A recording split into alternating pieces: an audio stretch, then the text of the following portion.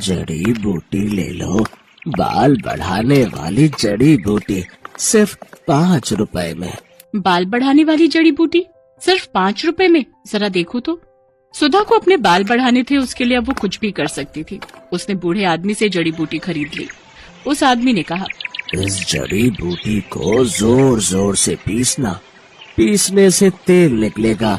उस तेल को सोने से पहले अपने बालों पे लगाना। जड़ी बूटी लेकर सुधा घर चली गई। तभी सुधा जड़ी बूटी पीसकर तेल निकालकर और उसे अपने सर पर लगाकर सो गई। और अगले दिन सुबह नींद से उठने के बाद उसने देखा उसके सर पर जितने भी बाल थे वो सब झड़ गए हैं। सुधा ये विश्वास नहीं कर पा रही थी। कहते हैं लड़कियां लंबे बालों में ही अच्छी लगती हैं, लेकिन सुधा के बाल बचपन से ही छोटे थे।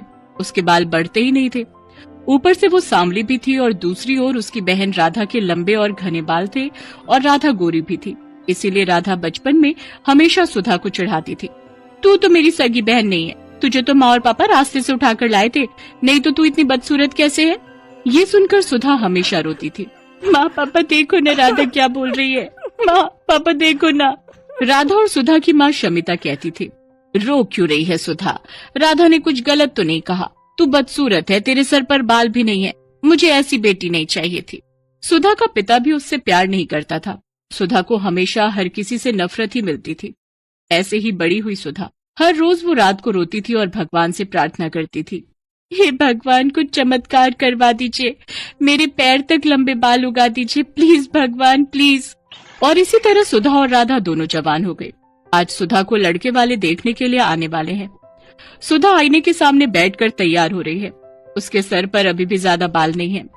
वो आईने में अपने आप को देख ही रही थी कि तभी उसकी माँ आ गई और ताने मारना शुरू कर दिया, यहाँ ऐसे बैठे रहने से कुछ नहीं होगा, जल्दी जल्दी करो, नहीं तो ये लड़का भी हाथ से चला जाएगा। वहाँ राधा आ गई और बोली, माँ मुझे तो समझ में नहीं आ रहा है कि आप मुझसे पहले इस भूतनी की शादी क्यों करवाना चाहती हो। राधा बेटी, इस भूतनी को तो पहले विदा करना पड़ेगा, नहीं तो बाद में कौन इससे शादी करेगा। एक बार बस ये सर से उतर जाए, उसके बाद मैं तेरे लिए बहुत अमीर और अच्छा लड़का ढूंढ कर लाऊंगी। माँ आप सभी मुझसे इतनी नफरत क्यों करते हो, आखिर मैंने किसी का क्या बिगाड़ा है। तेरे सर पर बाल नहीं है सुधा, तू बदसूरत है बदसूरत, तू मेरी बहन कहलाने के लायक नहीं है। थू। सुधा रोने लगी। वो पूरी जिंदगी रोती ही आई है। अविनाश नाम का लड़का सुधा को देखने के लिए आया। शमिता के कहने पर राधा अपने कमरे में ही बैठी हुई थी, क्योंकि शमिता ने उससे कहा था, बेटी तू कमरे के अंदर ही रहना, नहीं तो लड़के वाले सुधा से रिश्ता नहीं जोड़ेंगे। खैर अविनाश के साथ सुधा का रिश्ता तय हो गया, लेकिन उसके लिए बहुत ज्यादा दहेज देना पड़ा। उस बात को लेकर भी शमिता सुधा को ताने मारने लगी। सुधा मन ही मन सोचने लगी, अपने घर में तो मुझे शांति नहीं मिली, शायद ससुराल में जाकर मैं खुश रहूंगी। सुधा की शादी हो गई और शादी वाले दिन ही अविनाश ने राधा को पहली बार देखा और देखते ही उसके प्यार में पड़ गया। यार मैंने इसे पहले क्यों नहीं देखा, कितनी गोरी है ये, कितने लंबे बाल हैं इसके, इससे पहले मिल लेता तो मुझे इस भूतनी से शादी नहीं करनी पड़ती। लेकिन अब कुछ नहीं हो सकता था। सुधा अविनाश के साथ ससुराल चली गई और ससुराल पहुंचते ही सुधा की सास विमला ने सुधा को 1000 काम थमा दिए। रसोई जाओ और सारे बर्तन मांजो, उसके बाद खाना बनाओ और उसके बाद पूरा घर साफ करो। मत भूलना कि तुम्हें इस घर की बहू सिर्फ और सिर्फ काम करवाने के लिए ही बनाया गया है। ठीक है माँ जी, नहीं भूलूंगी।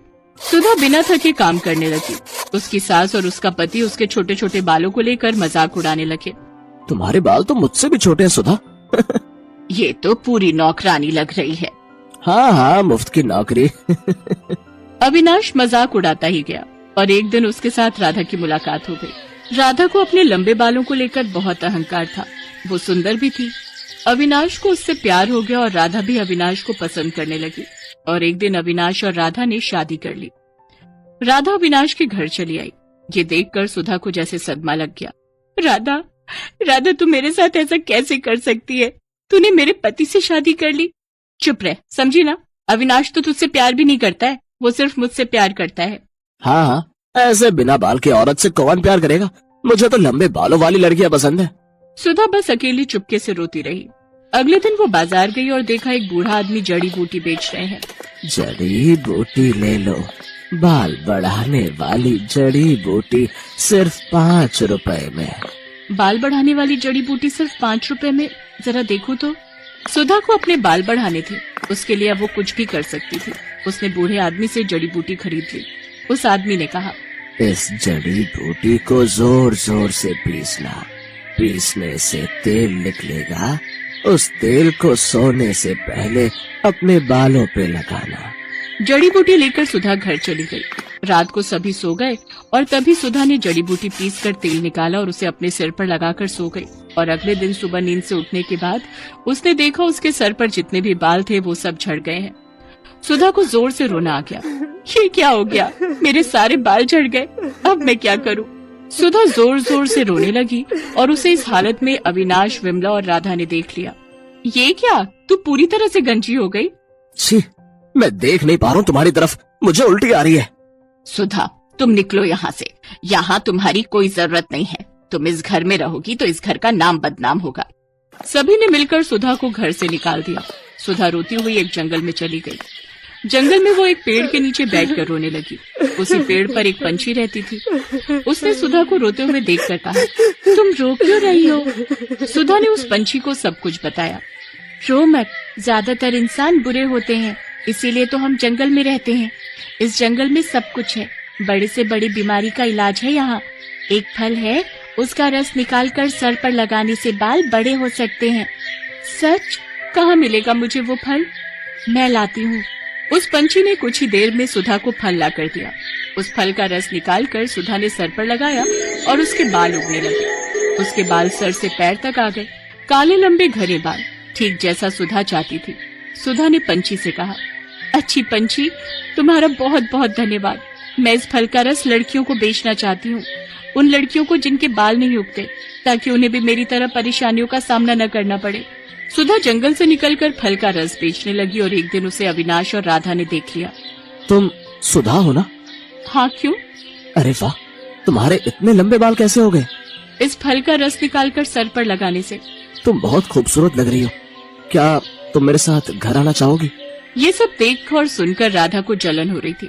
उसने फल का रस लिया और पूरी बोतल अपने सर पर डाल दी, लेकिन उससे असर उल्टा हो गया। उसके सारे बाल झड़ गए और वो गंजी हो गई। ये क्या हुआ मेरे साथ? मैं गंजी हो गई। बहुत अच्छा हुआ, यही लालच का नतीजा है। बचपन से आज तक तूने मुझे चैन से जीने नहीं दिया, अब देख कैसा लगता है। और हाँ विनाश, मैं फालतू लोगों के साथ नहीं रहना चाहती, तुम रहो अपनी पत्नी के साथ। राधा का अहंकार मिट्टी में मिल गया। अविनाश को भी गंजी राधा के साथ ही रहना पड़ा और फल का रस बेचकर सुधा बहुत अमीर बन गई।